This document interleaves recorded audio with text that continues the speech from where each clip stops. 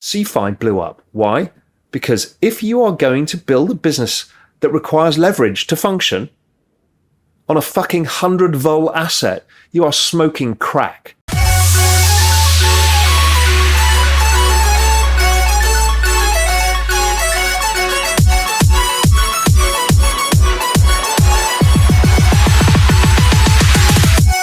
Welcome to the final kind of year's episode of Raoul's Adventures in Crypto. Or at least certainly the last one I'll be doing because I'm going away on holiday, finally. Well, I've just had a holiday as well, but I'm still in desperate need one. It's been kind of a hell of a year. And I wanted to recap, about where we are in the crypto markets. And then a lot of what I've learned this year from Raoul's Adventures in Crypto. I'm so blessed to be able to do this show and get the most important people in the world on it. And for such a broad range of topics, from layer ones, layer twos, to NFTs, culture, through to hedge funds, through to metaverse. I mean, I am so lucky to be able to pick these people's minds over where the world is going and take you along with me on that journey. Anyway, it's kind of an evening session, and so I'm going to have a glass of wine, because frankly I deserve it, and a fireside chat, and tell you what's what. So, where are we in the crypto market? The most important thing about understanding crypto is understanding how to price it. And how I price crypto is essentially two major factors.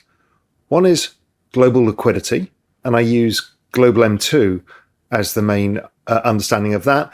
And then there's and that's the cyclical element.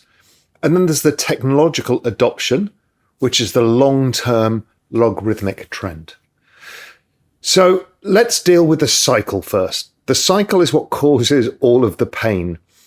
And I've been in this space since 2013, and trust me, I know pain.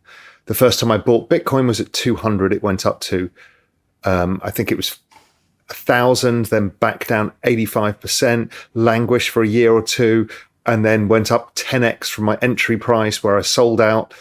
And then it came back down again after going up another 10x, then it came back down again.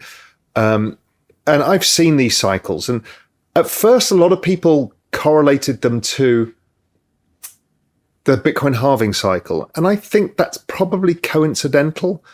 And it's the fact that the economic cycle works in about the same time horizon, this 4-year period after 2008, that the Bitcoin halving cycle does, because it was born out of the crisis. And really what I think is going on is it's the debt refi cycle, because there's so much debt in the global economy. And what happens is they try and tighten rates, and then you've got to refi all of this debt, and rates come all the way back down again, liquidity comes back. And I think the stasis, the natural tendency is for there to be ongoing stimulus, because a overly indebted economy, and if you think of GDP growth being population growth plus productivity growth, well, with aging populations, that's out of the equation. And it seems that immigration is a political no-go, particularly with real wages so stagnant. So then you've got productivity growth. Now, that's not been growing either. So the only way of funding GDP has been debt. But now it takes $3 of debt to drive $1 of GDP. We kind of get to the end game, and there's just so much debt out there, it never gets paid back. So the only way of running an economy now is allowing for the increase in debt, but what services the debt is the cash flows. So therefore, GDP growth must be higher than debt growth. If not, you need to run negative real rates. GDP growth, because of aging populations, low productivity, has come down too low to service debt growth, and therefore you run negative real rates, quantitative easing, and other such stimulus. That is the way the world works, which coincides with the Bitcoin halving cycle, is the global liquidity cycle. And that's the central banks creating liquidity for the markets and for the economies. So what they tend to do is if the economy gets too hot, they tend to raise rates, liquidity comes down, they withdraw liquidity from the markets, take away QE. We've seen this several times before. And what happens is asset prices come down because they need stimulus.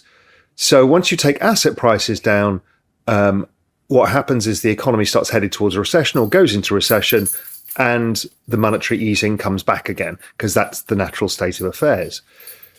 So that's kind of how the world sets up. And right now, we're in the situation where we've got massive monetary tightening.